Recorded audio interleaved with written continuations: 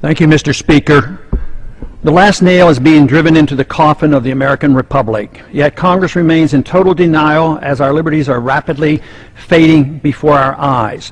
The process is propelled by unwarranted fear and ignorance as to the true meaning of liberty. It is driven by economic myths, fallacies, and irrational good intentions.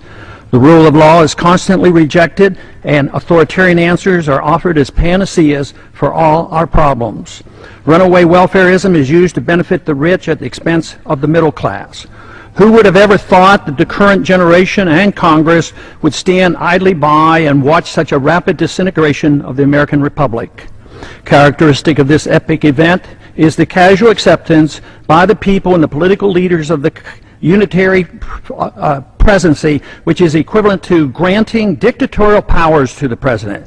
Our presidents can now, on their own, order assassinations, including American citizens, operate secret military tribunals, engage in torture, enforce indefinite imprisonments without due process, order searches and seizures without proper warrants, gutting the Fourth Amendment, ignore the 60-day rule for reporting to the Congress the nature of any military operation as required by the War Powers Resolution, continue the Patriot Act abuses without oversight, wage war at will, treat all Americans as suspected terrorists at airports with TSA groping and nude X-raying.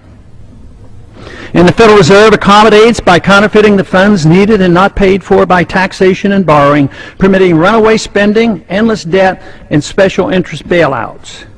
And all of this is not enough. The abuses and usurpations of the war power are soon to be codified in the National Defense Authorization Act, now rapidly moving its way through Congress.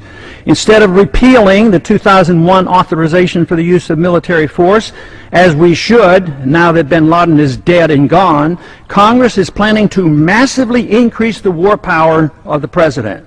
Though an opportunity presents itself to end the wars in Iraq, Afghanistan, and Pakistan, Congress, with bipartisan support, obsesses on how to expand the unconstitutional war power of the president he already holds. The current proposal would allow a president to pursue war anytime, any place, for any reason, without congressional approval. Many believe this would even permit military activity against American suspects here at home.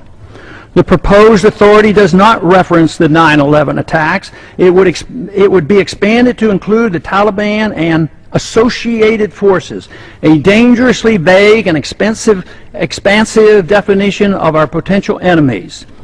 There is no denial that the changes in Section 1034 totally eliminates the hard-fought-for restraint on presidential authority to go to war without congressional approval achieved at the Constitutional Convention. Congress's war authority has been severely undermined since World War II, beginning with the advent of the Korean War, which was fought solely under a UN resolution. Even today, we're waging war in Libya without even consulting with the Congress, similar to how we went to war in Bosnia in the 1990s under President Clinton. The three major reasons for our constitutional conventions were to guarantee free trade and travel among the states, make gold and silver legal tender, and abolish paper money, and strictly limit the executive branch's authority to pursue war without congressional approval. But today, Federal Reserve notes are legal tender, gold and silver are illegal. The Interstate Commerce Clause is used to regulate all commerce at the expense of the free trade among the states.